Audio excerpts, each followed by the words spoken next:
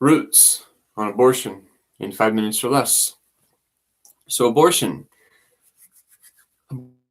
is a huge topic today because there are so many unwanted children and there's so many people still having sex in a way that creates unwanted children. And why are these children unwanted? Is it just irresponsibility, or is it that there's so much struggle to exist that taking on the responsibility for another human being is more than most people can do, especially if they're just young, if they're a teenager or if they're in their early 20s. Life is really hard to try to be established and to try to do life. My belief is that we each have to make our decisions for what we need to do, right? I don't support abortion, but I also am incapable of supporting every child that is not being aborted and is not wanted. There's no way I can do it. I can't do it by myself. And churches have been prevented from running orphanages because we have the state now offering services of foster care and adoption and this kind of stuff. It's not working. I was volunteering some time with homeless teens, and there's a lot of struggle.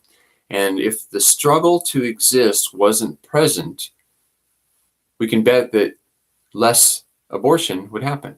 When I was a young child, I mean, by 5 years old, I'm like, well, wait a minute. I said, you guys, you say I'm 5 years old, but I was 9 months growing inside my mother, right? So I'm actually five years and 9 months old. So my birthday was 9 months ago because I was birthed into this life experience when the semen came. I didn't go into this part at 5, but basically now in my understanding, when the animation of the egg happens through the introduction of a sperm, then life begins because it starts to grow and it starts to create and it uses the DNA blueprint. And I am not good at starting that thing here, huh? Okay, so where are we at? We're at 2:27. So I'll try to be pretty close. This 5 minutes or less isn't really working out, but I'm trying, okay?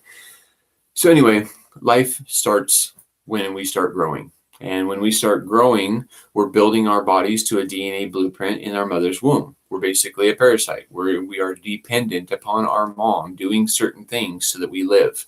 And then we should be extremely grateful for her, or to her, for bringing us into this world, bringing us into this life experience.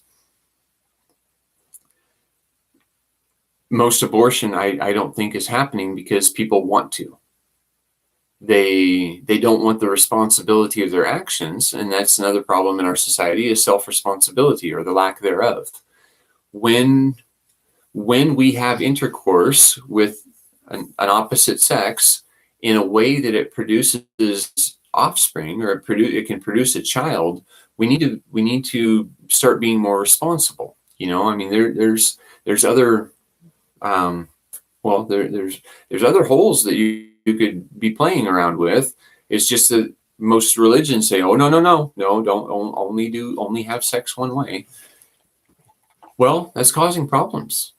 It's causing a lot of problems. It's causing a lot of heartache. It's causing division. It's causing separation. It's causing hate and anger. And it's causing people to push their will upon other people, even though they're not willing to accept the responsibility for that person once they push their will upon that person. And there's a lot of problems in our society, abortion being one of them. The roots are very similar. We need to start to align with our free will and voluntary participation with those around us, only assimilating to good ideas and only supporting good ideas. There's a lot of people who said, I don't want to support abortion. It's like, okay, then don't, right? If I don't ever want to see that happen, I don't want any of my money to go to it. I don't want any of my time or energy to support it. And I'm going to do everything I can to prevent it. But the thing is we don't own other people. And we have to recognize other people's self-ownership if we want to have ours recognized. because freedom isn't only for some, it has to be for all, for everyone, everywhere. If we don't have freedom for everyone, everywhere, we're living in control, and that's not the way that I want to live. How about you? Thank you.